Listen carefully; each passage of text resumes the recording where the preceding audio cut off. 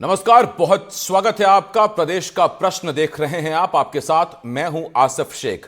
मध्य प्रदेश में ओबीसी की आबादी 50% से अधिक है, लेकिन ओबीसी वर्ग 27% आरक्षण के पेंच में उलझ गया है और यही आरक्षण युवाओं के गले की फांस बनता जा रहा है। दरअसल मध्य प्रदेश में हो रही भर्ती परीक्षाओं में 87-13 का फॉर्मूला लागू है। इसके तहत 87% रिजल्ट ही जारी हो रहे हैं, जबकि 13% रिजल्ट होल्ड पर हैं। आलम यह है कि कई युवा सरकारी नौकरी की राह देखते ओवर एज हो चुके हैं, तो कुछ ने पढ़ाई छोड़ दी है।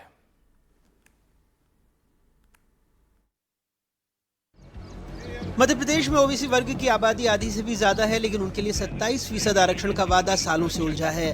लोकतंत्र में वैसे भी वादे फौरन होते हैं, काम धीरे धीरे, बिल्कुल वैसे जैसे पुराने जमाने में चिट्ठी जाती थी और जवाब पोते के हाथ आता था।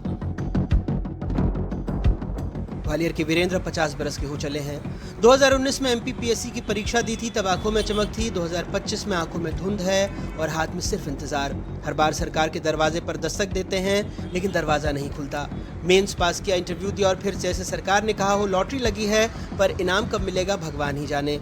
6 साल से वीरेंद्र एक रिजल्ट के इंतजार में है, जो 87-13 के फॉर्मूले के चक्कर में अटका है। घर पर बच्चे पूछते हैं पापा रिजल्ट कब आएगा, और वीरेंद्र आंखों में आंसू छुपाकर मुस्कुराते हुए कहते हैं बस बेटा सरकार को याद आ जाए तो। घर वाले बार बार पूछते हैं, उनको यकीन ही नहीं होता है कि मैंने इंटरव्यू दिया है। उनको लगता है कि तुम बस ऐसे ही कुछ कह रहे हो, बहाना बना रहे हो, और रिजल्ट में तो नाम आ नहीं रहा, ना तो तुम्हारा रिजल्ट आता है, ना रिजल्ट में कुछ आया है तुम्हारा। उनको भी धीरे धीरे उम्मीदें उन्होंने छोड़ दी हैं, लेकिन मैंने अभी तक कोई उम्मीद नहीं छोड़ी। सरकार ने जो रोक रखा है 13% होल्ड, इसकी वजह से मैं और मेरे जैसे हज़ारों बच्चे परेशान हो रहे हैं। दर दर की ठोकरें खा रहे हैं हम लोग। हरदा की नबी गुर्जर पुलिस में भर्ती होने का सपना लेकर भोपाल पहुंची थी। 2 साल तक लिखित और फिजिकल की मशक्कत चली, पसीना बहाया, दौड़ लगाई, किताबें फाड़ी, लेकिन जब नंबर आया तो वर्दी नहीं मिली। मिली सिर्फ एक चिट्ठी, आपका रिजल्ट होल्ड पर है। घर वाले शादी के सपने देख रहे हैं, रिश्तेदार पूछते हैं कब बहू बनेगी, नबी मन ही मन कहती है जब सरकार का दिल पसीजे। कोई कंफर्म नहीं है कब तक रिजल्ट आएगा। 2 साल, 3 साल, 4 साल, 5 साल या 2 महीने, कोई कंफर्म नहीं है। सरकार कुछ बता ही नहीं रही कब रिजल्ट आएगा। तो घर वाले हमसे पूछ रहे हैं कब तक तैयारी चलेगी। दिल्ली पुलिस का जो एग्जाम हुआ था, दिल्ली पुलिस में उन्होंने 6 महीने के अंदर अंदर सारा कुछ फिजिकल, रिटर्न सब कुछ एग्जाम करके ज्वाइनिंग भी दे दिया। और अपना एमपी जो है उसमें 2 साल तक ये प्रक्रिया एमपी पुलिस की चल रही है। राजगढ़ के हेमंत राठौड़ ने भी पुलिस भर्ती के नाम पर जिंदगी की गाड़ी दौड़ाई थी। लिखित परीक्षा दी, फिजिकल में शानदार नंबर आ गए, लेकिन जब रिजल्ट आया तो सबका नाम था, बस उनके नाम के आगे होल्ड लिखा था। अब हेमंत कोचिंग से कोचिंग घूम रहे हैं, अगले एग्जाम की तैयारी कर रहे हैं, ये जाने बिना कि अगली बार भी किस्मत ठेंगा दिखाएगी या नहीं।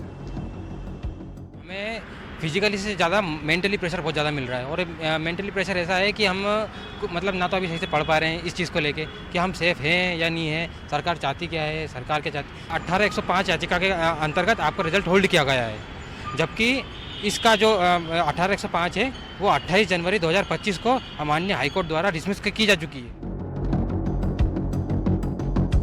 दतिया के धर्मेंद्र सिंह वन रक्षक बनने निकले थे, सोचा था पेड़ों की रक्षा करेंगे, लेकिन यहाँ तो खुद की नौकरी भी होल्ड पर चली गई। परीक्षा दी, फिजिकल क्लियर किया, बाकी साथियों ने ज्वाइन कर लिया और धर्मेंद्र को मिला सरकारी भाषा में लिखा पत्र, आपका रिजल्ट होल्ड पर है। अब अनाथ आश्रम में बच्चों को ट्यूशन पढ़ा रहे हैं ताकि पेट की आग बुझा सकें। ओवर एज हो चुके हैं ज़्यादातर एग्जाम में, उसके बाद शादी से भी ओवर एज होने वाले हैं। मतलब हमें कहीं का नहीं छोड़ा। अगर हमें फेल कर दिया होता तो कम से कम हम जो बचे हुए पेपर थे उनमें अपना अच्छा परफॉर्मेंस देते। लोअर मिडिल क्लास लोग हैं, ये छोटी भर्तियां हमारे लिए बहुत मायने रखती हैं। भले वो 20-22 हज़ार पेमेंट वाली भर्ती है, लेकिन हमारे लिए वो बहुत वैल्यू रखती है। अब ये चीज़ सरकार को समझ में नहीं आ रही है।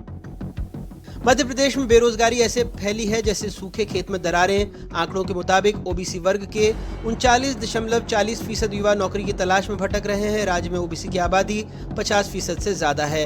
एससी वर्ग के युवा 18.12% बेरोजगार हैं। एसटी वर्ग के 15.50% युवाओं को रोजगार चाहिए। सामान्य वर्ग के 26.98% युवा भी बेरोजगारी के महासागर में गोते लगा रहे हैं। प्रदेश में ओबीसी के लिए अभी आरक्षण 14% है, एसटी को 20%, एससी को 16% आरक्षण मिलता है और 50% पद अनारक्षित हैं। यानी सरकार का गणित वही है जिसमें जोड़ घटाव में सिर्फ वोट जुड़ते हैं, नौकरियां नहीं। मध्य प्रदेश में सत्ता की चाबी हमेशा ओबीसी के हाथ में मानी जाती है। उमा भारती, शिवराज सिंह चौहान, बाबूलाल गौर, मोहन यादव, बीजेपी के चारों मुख्यमंत्री इसी वर्ग से निकले।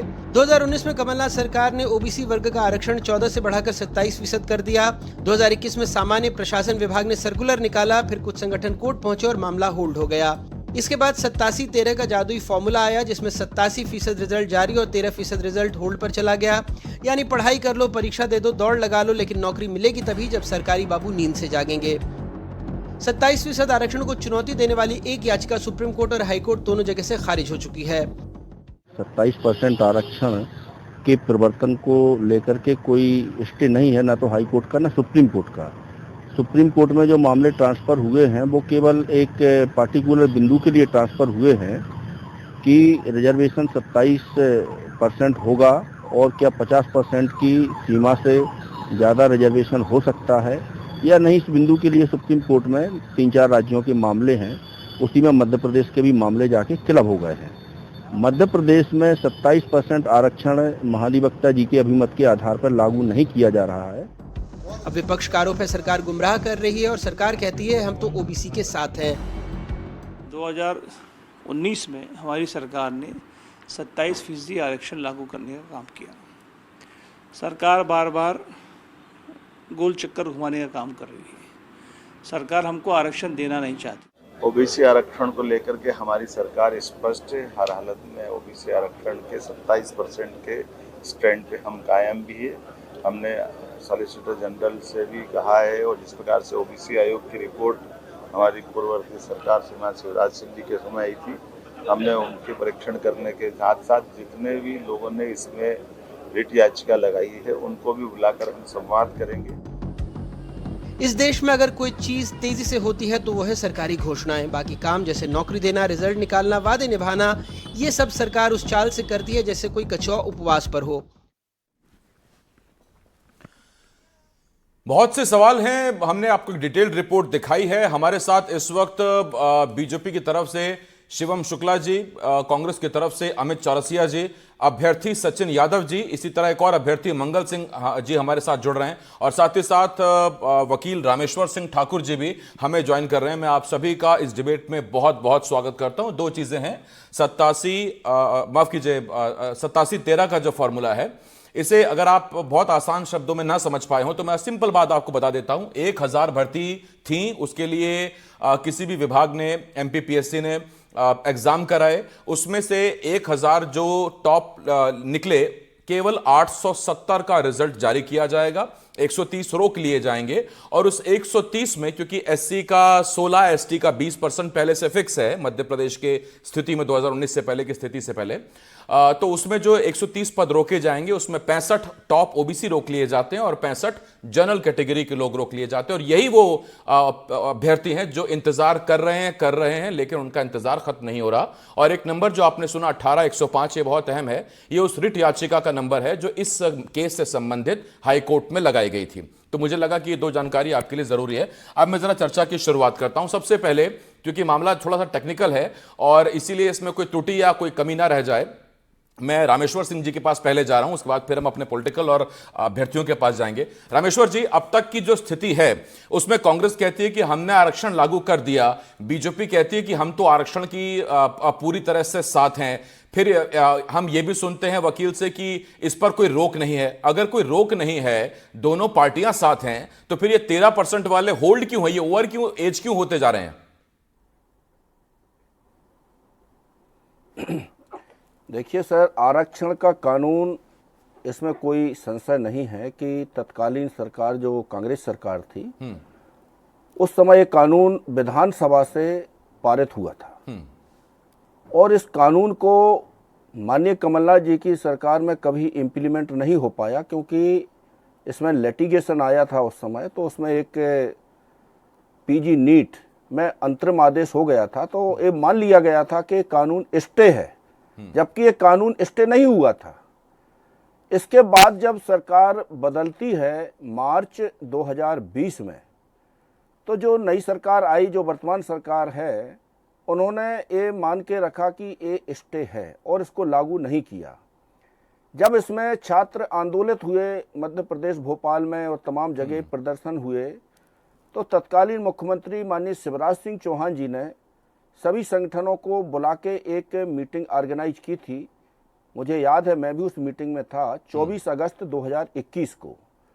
उस मीटिंग में माननीय मुख्यमंत्री जी के साथ में 5 कैबिनेट मिनिस्टर भी थे, महाधिवक्ता महोदय भी थे, और उनको मेरे द्वारा समस्त तथ्यों से अवगत कराया गया और उनको स्पष्ट रूप से एक कहा कि माननीय महाधिवक्ता द्वारा जो अभिमत दिया गया है, जो तत्कालीन अभिमत देने वाले महाधिवक्ता थे, वो न्यायालयों के आदेशों के प्रतिकूल है, आरक्षण स्टे नहीं है। तो माननीय मुख्यमंत्री जी ने फ्रैंकली कहा कि मुझे अभी 17 महीने मुख्यमंत्री बने हुए हैं और मैं तो अभी तक इसी इम्प्रेशन में था कि ये हाई कोर्ट से स्टे है।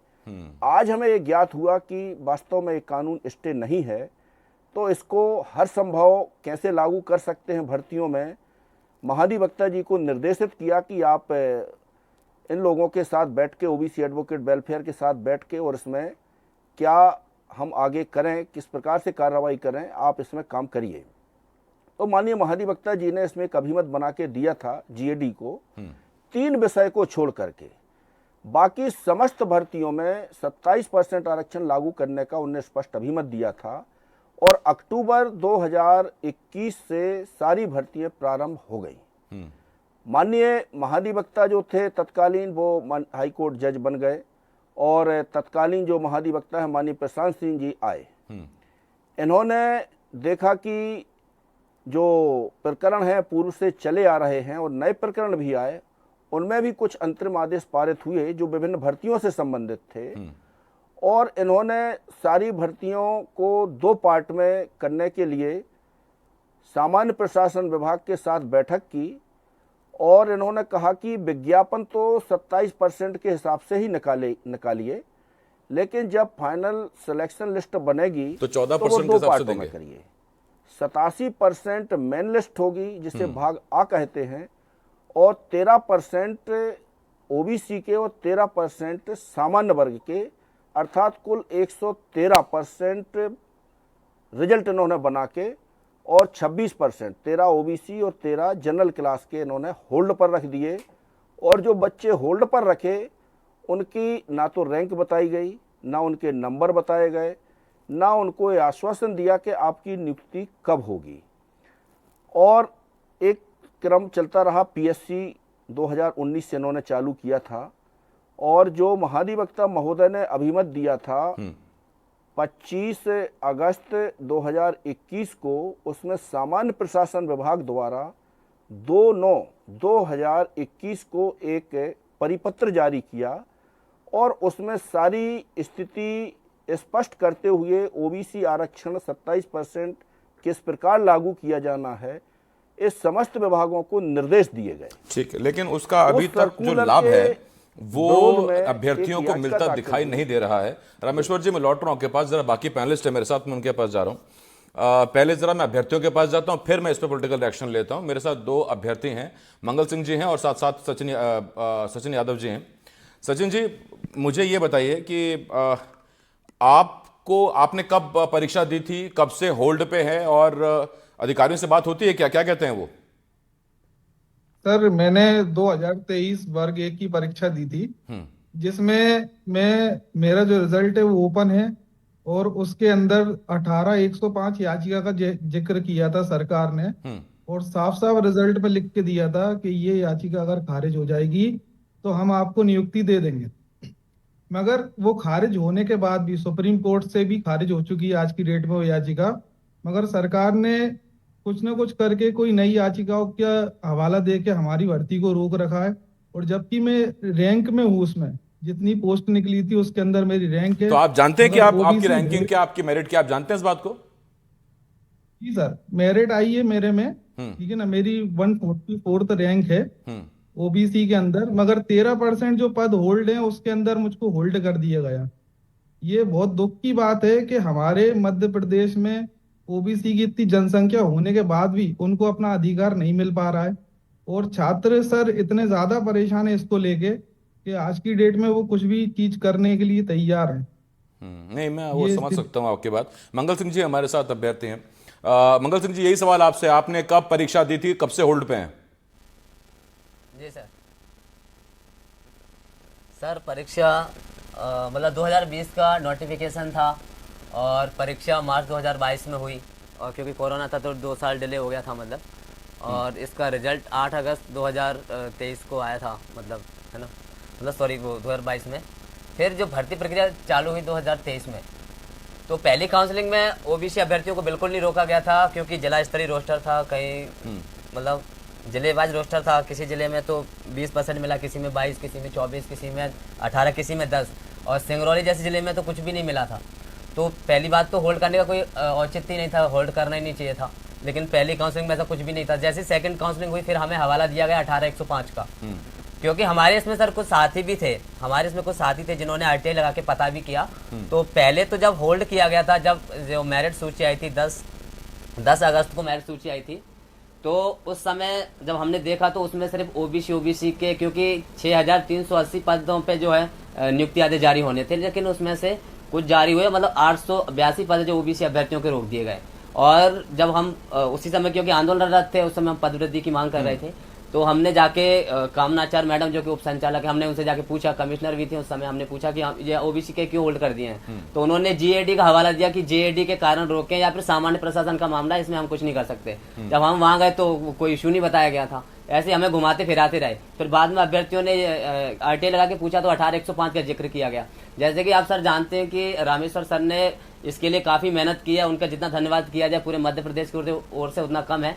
उन्होंने 18-105 जो कि गलत थी, मतलब हमारे उस पर हवाला देके जो बिना मतलब कि हमको रोका गया, 2 साल तक हम प्रयास करते रहे, हमें सिर्फ आश्वासन मिलते रहे और कुछ भी नहीं हुआ। और आज अगर हमें न्याय मिल गया है माननीय न्यायालय से, तो अब हमारा जो है नियुक्ति का रास्ता साफ हो गया है। जो पात्र अभ्यर्थी है, कम से कम आप अब तो हमको नियुक्ति दे दीजिए, जो इसके 882 जो हमारे प्राथमिक शिक्षा भर्ती के पद है उनको तो आप जारी कर दीजिए। जैसे हमारे सर सचिन सर भी जुड़े हुए हैं, वर्ग 1 से है वो, तो वो भी उस व्यथा को जानते हैं। 2018 की भर्ती का ही ऐसे मामला है, तो कम से कम वर्ग 3 का मैं आपको बताऊं, ऐसा देखिए, या तो पूरी तरह से खारिज हो जाए कि आप हो ही नहीं पाए पास, तो फिर छात्र अभ्यर्थी अपनी अगली परीक्षा की तैयारी करे। अब मन इधर लगाए, फिर वहां जाए, फिर भर्तियां कम आती हैं, जो आती हैं उसमें होल्ड हो जाता है। शिवम शुक्ला जी, मैं आपके पास आ रहा हूं।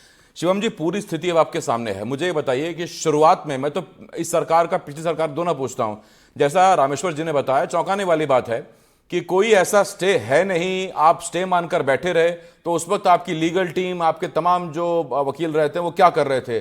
सरकार को गुमराह किया जा रहा था, उसकी वजह से अभ्यर्थी परेशान हुए? देखिए आसिफ जी, सबसे महत्वपूर्ण चीज यह है कि मध्य प्रदेश की सरकार की सदैव ही मंशा रही थी कि जितना भी आरक्षित वर्ग का न्यायोचित स्थान है वह उनको मिलने के पश्चात इस पूरी प्रक्रिया को संपन्न किया जाए। उस उद्देश्य के साथ जब हम चूंकि उनकी हक की लड़ाई न्यायालय में लड़ रहे थे, तो हमारा पुरजोर तरीके से प्रयास था कि जो 27% ओबीसी आरक्षण देने का स्वप्न हमारी सरकार ने देखा है, उसको लागू करवाने के पश्चात जो भर्ती की प्रक्रिया है उसको आगे बढ़ाया जाए। और उसी दृष्टिकोण और सोच के साथ हमने 87% अभ्यर्थियों को एक त्वरित निराकरण, हमने देखा कि वो जो आरक्षण का पूरा विषय लंबित है, उसके कारण कहीं ना कहीं भर्ती की प्रक्रिया लंबित होने के कारण अभ्यर्थियों को नियुक्ति नहीं मिल पा रही, तो हमने 87% देने का निश्चय किया। और उसके पश्चात 13% पदों को हमने होल्ड कर दिया कि अगर कोर्ट का इसमें वर्डिक्ट आता है तो हम आरक्षण की जो व्यवस्था है उसको लागू करने के पश्चात इस भर्ती को करने का काम करेंगे। अब चूंकि कोर्ट का इसमें बहुत स्पष्टता के साथ आरक्षण पर तो एक रोक थी ही, भर्ती पर भले न रही हो, लेकिन आरक्षण जो एक अरुणा साहनी केस के बाद, जो इंदिरा साहनी केस के बाद यह जो पूरी परिस्थिति उत्पन्न हुई थी, 50% का जो कैप का विषय था, उसको लेकर के मध्य प्रदेश के उच्च न्यायालय में लगातार याचिका चल रही थी। माननीय मुख्यमंत्री जी ने भी हाल के दिनों में भी बहुत स्पष्टता पूर्वक कहा है कि मध्य प्रदेश की सरकार की पूरी मंशा है कि जो भी न्यायिक लड़ाई लड़नी पड़े, हम मध्य प्रदेश के आरक्षित वर्ग के जो हमारे अभ्यर्थी, शिवम जी, इस बात को 5 साल हो गए वैसे, और कितनी लड़ाई? देखिए आसिफ जी, मध्य प्रदेश की सरकार की तो मंशा बहुत पॉजिटिव सकारात्मक रही है, लेकिन इसके बावजूद भी न्यायालय की प्रक्रिया हम सब जानते हैं, वहां पे कानून के विभिन्न पहलुओं पर विवेचना होती है और उसके पश्चात कोई निर्णय हो पाता है। अब हमने पूरे प्रकरणों को माननीय उच्चतम न्यायालय में ले जाने का काम किया और वहां पर जो हमारे सॉलिसिटर जनरल हैं उनको निर्देशित किया गया है कि एक मजबूती के साथ इस पूरे प्रकरण में शासन का पक्ष रखा जाए और यह जो ओबीसी वर्ग के अभ्यर्थियों के लिए मध्य प्रदेश की सरकार की संवेदनशीलता है। देखिए, मुझे नहीं पता कि आपका ये जवाब जो है ये मध्य प्रदेश के हजारों लाखों जितने अभ्यर्थी हैं जो वेटिंग में चल रहे हैं उनको ये संतुष्टि देगा कि नहीं देगा? अमित चौरसिया जी हमारे साथ हैं कांग्रेस की तरफ से। अमित जी, मैं बार बार इस विषय पर एक ही सवाल पूछता हूं और फिर मैं वही सवाल आपसे पूछ रहा हूं कि क्या इंदिरा साहनी वाला केस आप नहीं जानते क्या देश के दूसरे राज्यों में आरक्षण की स्थिति का क्या हुआ, कहां जाके केस फंसा, आप नहीं जानते। 27% देते वक्त क्या मन में विचार था या क्या तरीके थे कि जब कोर्ट में मसला जाएगा कि जो कि जाएगा और गया, तब आप क्या पक्ष रखेंगे? जी नमस्कार आसिफ जी, और मैं समझता हूँ इस समय 70,000 से अधिक ओबीसी पोस्ट जिनके होल्ड है वो आपका शो देख रहे हैं, और पूरे मध्य प्रदेश के वो पिछड़ा वर्ग की आबादी भी देख रही है जो अपना अधिकार मांग रही है, भारतीय जनता पार्टी से भीख नहीं मांग रही है।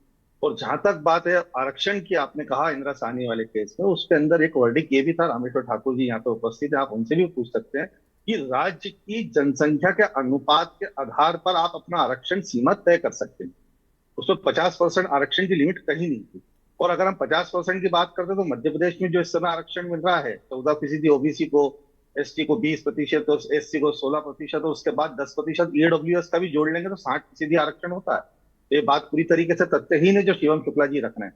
ये सिर्फ एक ही मंशा है कि आरएसएस की जो विचारधारा है, जो आरक्षण विरोधी है, और तमाम मेरे पास में उदाहरण है, मैं उसमें जाना नहीं चाहता हूँ, मोहन भागवत जी से लेकर तमाम वो उदाहरण है जो समय समय पे आरक्षण के खिलाफ उसकी आलोचना करते आए हैं और राजनीतिक संगठनों का गठन करते हुए आए हैं ताकि इस देश के अंदर से आरक्षण को समाप्त किया जा सके। ये भारतीय जनता पार्टी जो आरएसएस की विचारधारा से पोषित है, नहीं देखिए, उसमें अगर इसमें पढ़ेंगे अमित जी तो फिर तो डिबेट हो जाएगी।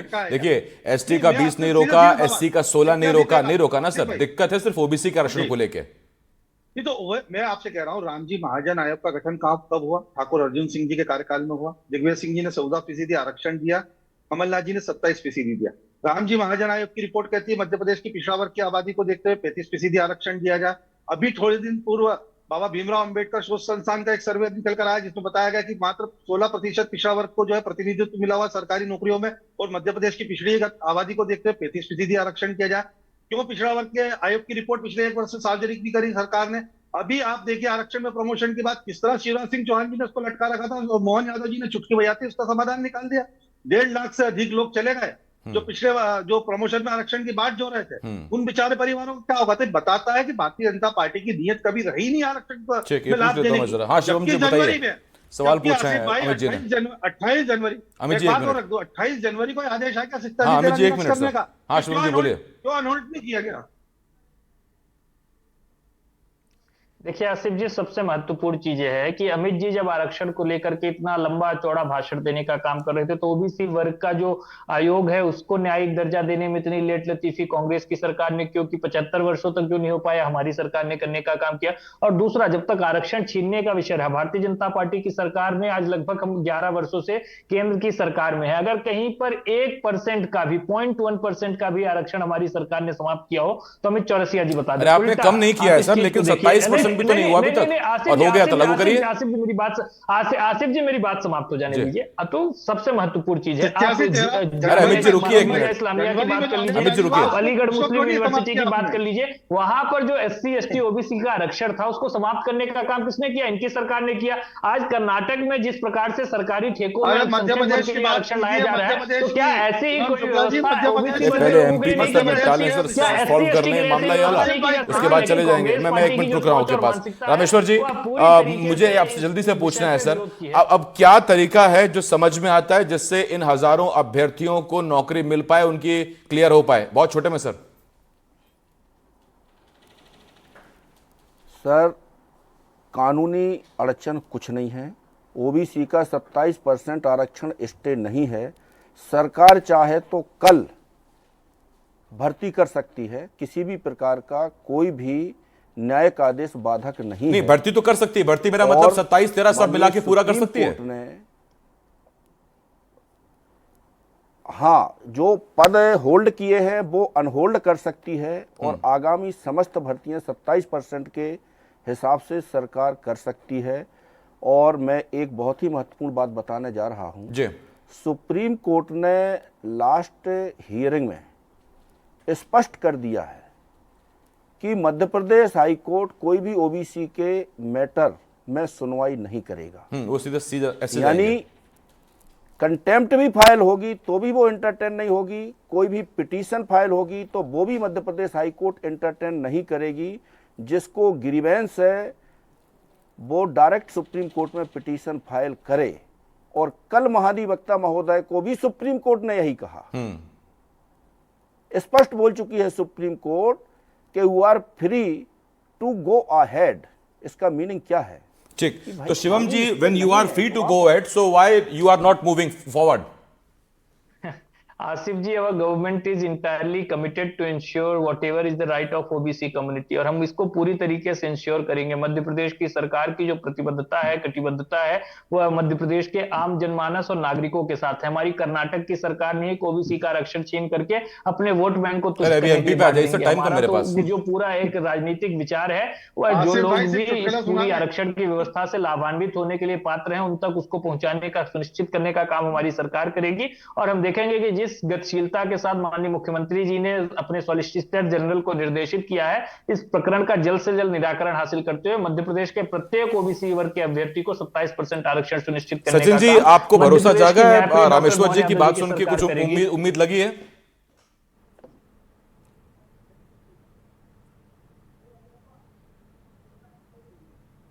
सचिन जी? हाँ सर, मैं तो ये दोनों पार्टियों के नेता बैठे हुए हैं और मैं सारे अभ्यर्थी, सारे ओबीसी युवाओं की तरफ से इन लोगों से प्रार्थना करना चाहता हूं, पिछले 6 सालों से जो युवा परेशान हो उसकी आप व्यथा समझिए। यहाँ पे आप जो एक दूसरे पे आरोप लगा रहे हैं, उसके लिए उनको कोई भी मतलब नहीं है, उनको अपनी नौकरी से मतलब है। आज की डेट में युवा इस तरह से परेशान है, रोड पे आ चुका है, उसके पास बिल्कुल बहुत से युवा तो आज की डेट में ऐसा काम कर रहे हैं सर, कि मैं आपको क्या बताऊं। और ये जो आरक्षण की बात कर रहे हैं 50% लिमिट की, ये भी कोई लिमिट का कोई प्रतिबंध नहीं है। अभी 60% आरक्षण ऑलरेडी मध्य प्रदेश में मिल रहा है। ठीक है ना। और ये जो 87 देखिए, इस डिबेट में एक चीज तो निकल के आई, जैसा कि रामेश्वर सर चूंकि इस मामले में सब्जेक्ट एक्सपर्ट हैं, वो कह रहे हैं कि ऐसी कोई इसमें कोई रोक टोक है नहीं। अगर सरकार चाहे तो कल से भर्ती कर सकती है, होल्ड पदों को अनहोल्ड कर सकती है, रामेश्वर सर ने जो कहा। और चूंकि वो सब्जेक्ट एक्सपर्ट हैं, मेरा सीधा सवाल यही है कि अगर ऐसा है तो फिर क्यों नहीं होल्ड पदों को अनहोल्ड किया जा रहा, या फिर क्यों लटकाया जा रहा है उन होल्ड पदों को, उन होल्ड अभ्यर्थियों को जो परीक्षा दे चुके हैं, उम्मीद लगाए बैठे हैं, क्यों नहीं? उसका हालांकि जवाब कोई साफ शिवम जी की तरफ से भी नहीं आया है। हाँ, कुछ वक्त अब में अगर सरकार की तरफ से कोई बहुत बड़ा कदम देखने को मिले और वो होल्ड पद जो है वो अनहोल्ड हो जाएं, तो बड़ी मेहरबानी हो जाएगी, ये डिबेट सार्थक हो जाएगी। मेरे पास वक्त खत्म हो गया। अमित जी, बहुत धन्यवाद करता हूं मैं आपका। शिवम जी, इसके साथ साथ शिवमंगल जी, मंगल सिंह जी और सचिन जी और रामेश्वर सर, आपका बहुत शुक्रिया हमारे साथ जुड़ने के लिए। छोटा सा ब्रेक के उस पार में तमाम बड़ी खबरें बहुत जल्द लौटना कहना जाएगा।